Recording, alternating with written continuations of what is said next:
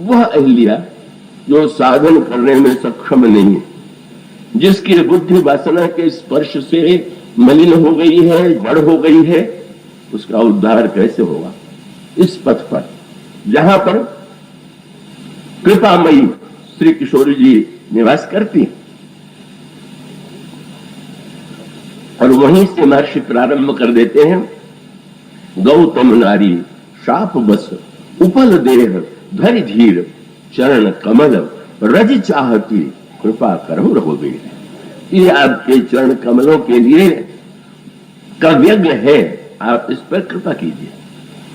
मानो भक्ति साधना का भी क्रम, भक्ति के भी दो रूप, कृपा रूपा भक्ति और साधनामयी भक्ति। साधनामयी भक्ति का रूप है प्रथम भक्ति संतन कर संगा, दूसर रति मम कथा प्रसंगा, गुरुपद पंकज सेवा, तीसर भक्ति मान, ये साधनामयी भक्ति।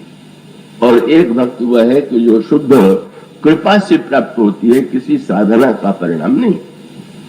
तो अहिल्या के जीवन में तो कोई साधना नहीं हो सकती।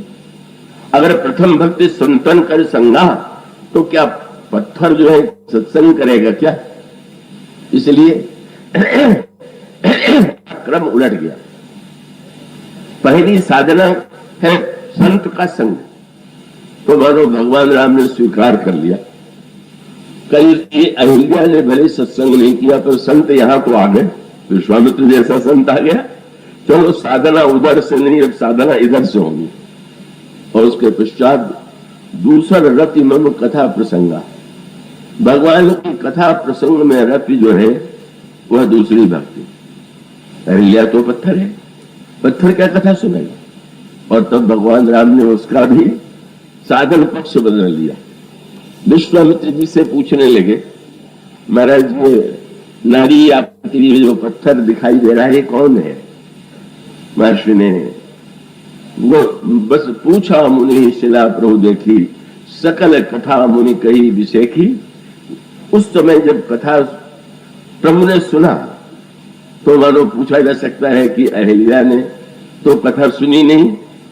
बोले भले ही अहिल्या ने कथा न सुनी हो, पर जिसकी कथा सारे भक्त सुनते हैं, उस अहिल्या की कथा प्रभु ने ही सुन लिया। अच्छा है तुम मेरी कथा नहीं सुन सकती हो, तो मैं तो तुम्हारी कथा सुन सकता हूं। यही करुणा का पक्ष है, यही कृपा का पक्ष। और उसके पश्चात गुरुपद पंकज सेवा, तीसर भक्ति मान, वहां पर भी गुरु विश्वामित्र स्वयं आए हुए हैं, कृपा करने का आग्रह कर रहे हैं।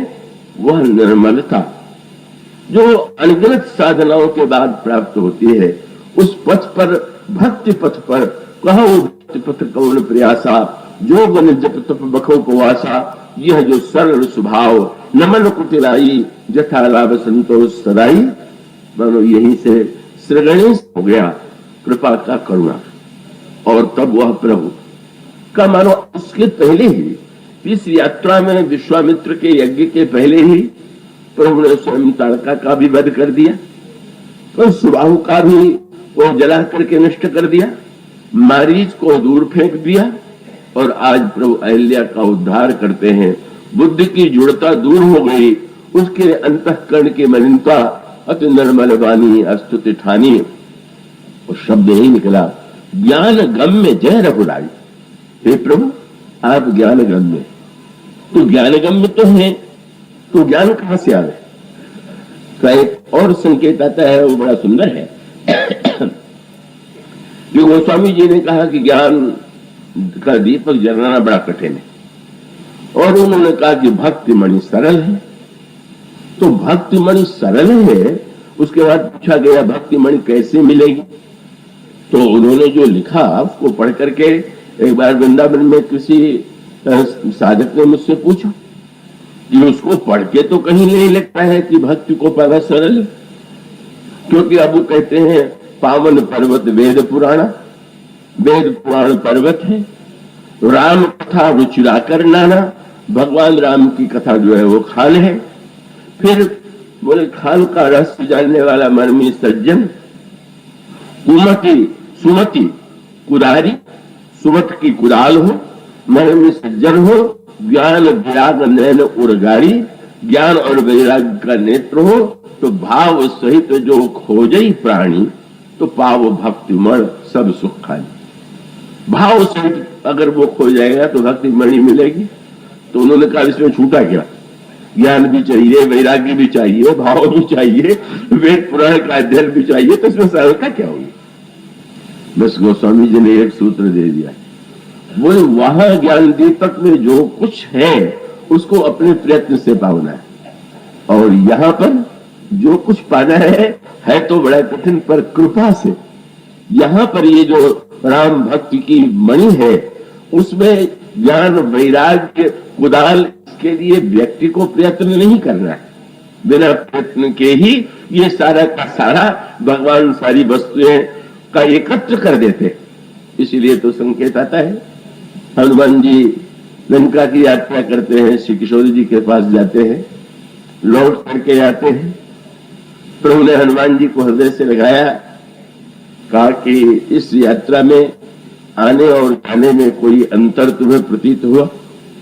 हनुमान जी ने कहा कि जाते समय तो इतने विघ्न आए, इतना कठिन हो गया, कितना पर्वतों में वनों में के अनशन किया, तब कहीं समुद्र पार करने की स्थिति आई, मेहनत आया, सुरसा आई, सिंहिका आई, लंकिनी आई, इतने विघ्न आए कि प्रतिक्षण एक विघ्न थे।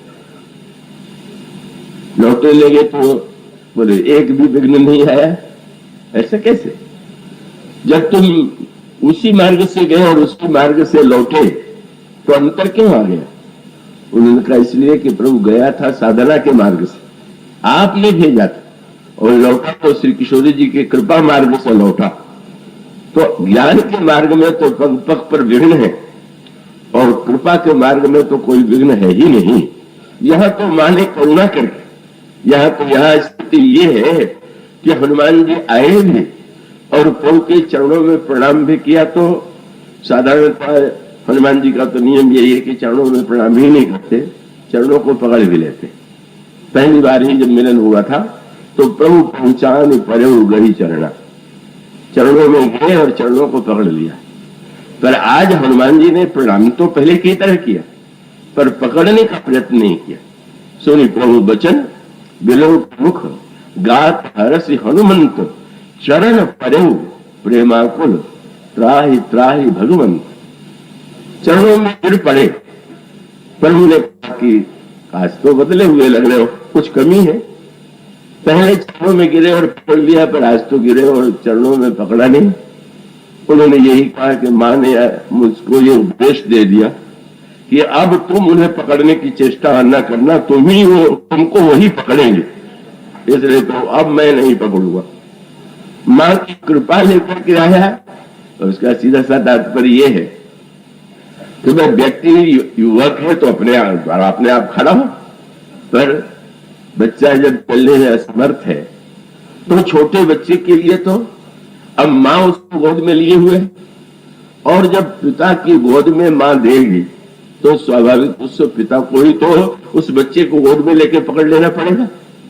हनुमान का मानो संकेत यह है कि अब तो मां की कृपा और करुणा प्राप्त करके मैं लौटाऊंगा, और मैं क्यों ये चिंता करूं कि ईश्वर निरंतर मेरी पकड़ में बना रहे। यही जो कृपा की अनुभूति हो रही।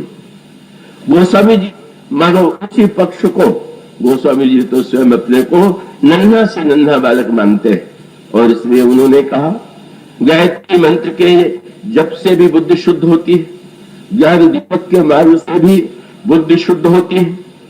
पर मां से प्रभु ने तो कह दिया कि मेरे पास आओ तो निर्मल होकर के आओ, निर्मल करने का भार तो मां का है। और तब उन्होंने कहा जनक सुता जग जननी जानकी, अतिशय प्रिय करुणा निधान की, ताके जुग पद कमल मनाओ, जास कृपा निर्मल मति पाओ। इसके बाद की चर्चा कल बोलिए।